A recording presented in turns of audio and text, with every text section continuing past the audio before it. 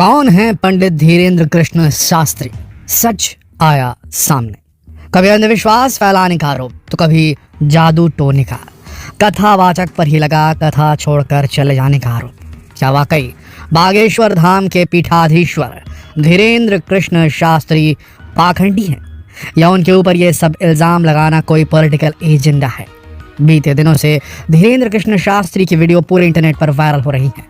Bageshwar Dham Twitter पर trend कर रहा है।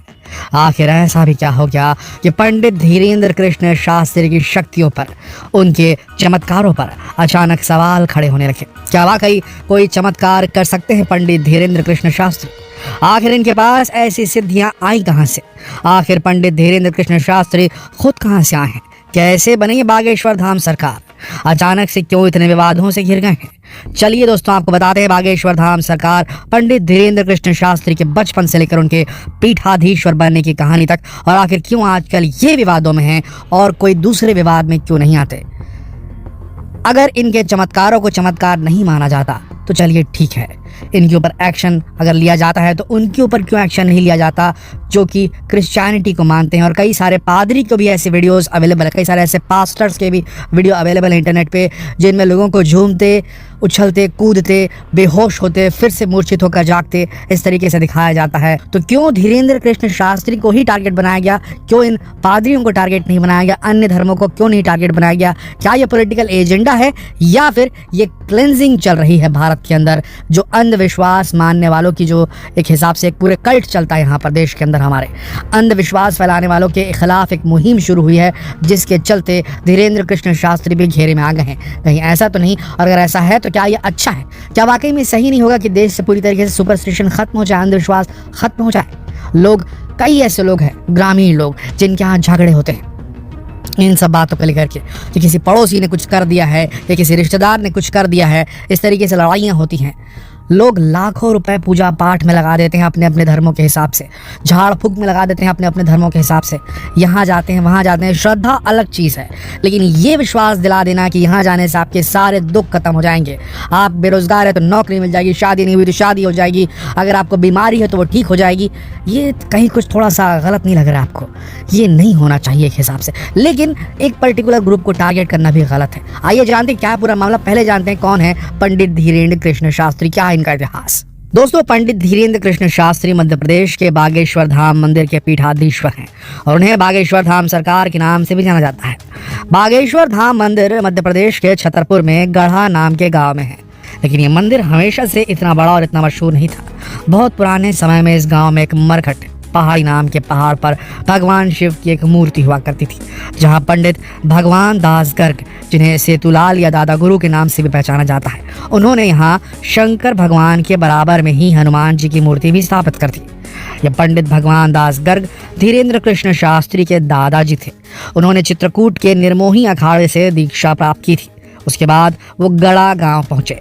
उन्होंने संन्यास ले लिया था और बागेश्वर धाम मंदिर में वो दरबार लगाया करते थे। उन्होंने इस मंदिर का जीर्णोद्धार करवाया। सन 1989 में 1989 में उन्होंने यहाँ एक विशाल महायज्ञ करवाया था और उसके बाद इस मंदिर को आसपास के इलाके में बालाजी के मंदिर के नाम से भी जाना जाने लगा। दोस्तों, इस जगह का नाम पहली बार धीरेन्द्र कृष्ण शास्त्री की वजह से जादू टोना से नहीं जुड़ा है। मरघट पहाड़ी के पास एक शमशान घाट भी हुआ करता था। तंत्र सिद्धियां और जादू टोने जैसी गतिविधियां हुआ करती थी। उसके बाद यहाँ जो दादा गुरु थे वो बालाजी की मूर्ति की पूजा करने लगे। सन 2012 से बागेश्वर धाम के सिद्ध पीठ पर लोगों के दुखों के समाधान के लिए दरबार लगाए जाने की शुरुआत हुई। अब यहाँ दादा गुरु नहीं बल्कि उनके पोते धीरेन्द्र कृष्ण शास्त्री दरबार लगाने लगे थे। 4 जुलाई 1996 को पंडित धीरेन्द्र का जन्म हुआ। दोस्तों, उनकी शिक्षा से जुड़ी कोई भी जानकारी नहीं मिलती, लेकिन यह पता चलता है कि उन्होंने कम उम्र में ही रामायण की कथा बांचना शुरू कर दिया था। धीरे धीरे लोगों ने इन्हें कथावाचक की संज्ञा देना शुरू कर दिया। इन्होंने कुछ साल पहले छतरपुर में एक प्रेस कॉन्फ्रेंस बुलाई, जिसमें स्थानीय मीडिया के सामने इन्होंने बताया कि गढ़ा इनका सिद्ध स्थान है, गढ़ा गांव इनका सिद्ध स्थान है, यहाँ आइए और चमत्कार देखिए। तो मीडिया ने पूछा कि कैसा चमत्कार होता है यहाँ? तो पंडित जी ने कहा कि मंदिर में कोई भी बल्ब लगाओ तो फूट जाता है और इसीलिए मंदिर में बस दिए ही जलाए जाते हैं। लेकिन मीडिया ने कोई खास दिलचस्पी नहीं दिखाई। कभी कोई छोटी मोटी रिकॉर्डिंग टीवी पर दिखा दी जाती थी, लेकिन फिर पंडित धीरेन्द्र को सोशल मीडिया की जानकारी हुई। इन्होंने यूट्यूब और ट्विटर का इस्तेमाल शुरू किया, जहां इनकी वीडियोस धीरे धीरे वायरल होने लगी। साथ ही पिछले कुछ सालों से पंडित धीरेन्द्र एक धार्मिक चैनल पर भी दिखाई देने लगे। ये दूसरे पंडितों के साथ मिलकर अलग अलग जगहों पर बड़ी बड़ी भागवत कथाएं करने लगे, जैसे रामायण का पाठ। फिर ये धीरे धीरे नेताओं और बड़े बड़े लोगों से भी जुड़ गए। बागेश्वर धाम में नियमित पाठ आदि करते हैं। अब अगर इनसे मिलना हो तो बागेश्वर धाम मंदिर में बालाजी के पास नारियल बांधकर अर्जी लगाई जाती है। इनकी यूट्यूब वीडियो से पता चलता है कि ये लंबे अरसे से लोगों की समस्या का समाधान करते हैं और उनका भविष्य उन्हें बताते हैं। ये एक पर्ची लिखते हैं जिसके ऊपर भक्तों के बारे में सारी जानकारी लिखी होती है। यह जानकारी पंडित धीरेन्द्र ने खुद अपनी सिद्धियों से प्राप्त की होती है और इस पर्ची पर उस भक्त की समस्या कब और कैसे खत्म होगी ये भी लिखा होता है। इनका दावा है कि हनुमान जी के खास भक्त हैं और ये लोगों की समस्या उन तक पहुंचा सकते हैं और उन्हीं से लोगों की समस्या का समाधान पूछते हैं। एमपी के लोगों में इनका खास प्रभाव है। यूँ तो ये बहुत से विवादित बयान देते रहते हैं। ये कहते हैं कि हम धर्म परिवर्तन की गतिविधियों को रोकने का काम करते हैं और कई लोगों को सनातन धर्म में वापस ला चुके हैं। ये कई बार मुस्लिम और ईसाई धर्म को निशाना बनाकर भी कुछ बयान दे देते हैं। लेकिन जब इनसे पूछा गया कि अगर कोई मुस्लिम इनके पास समस्या लेकर आए तो क्या उसके लिए बालाजी से प्रार्थना करेंगे, तो उन्होंने कहा कि हाँ, बिल्कुल करेंगे। हमारे दरबार में बहुत से मुस्लिम और ईसाई लोग भी आते हैं। हम तो बस उनके खिलाफ हैं जो धर्म परिवर्तन करते या करवाते हैं और जो सनातन धर्म पर उंगली उठाते हैं। इन्होंने पठान फिल्म के बायकॉट की अपील भी की थी। ऐसे विवाद तो इनके लिए आम है, लेकिन इस बार ये जिस विवाद से घिरे हैं वो बहुत अलग है। दरअसल अंधश्रद्धा उन्मूलन समिति ने, महाराष्ट्र की एक समिति है अंधश्रद्धा उन्मूलन समिति ने, इनके ऊपर जादू टोने और अंधविश्वास फैलाने का आरोप लगा दिया है।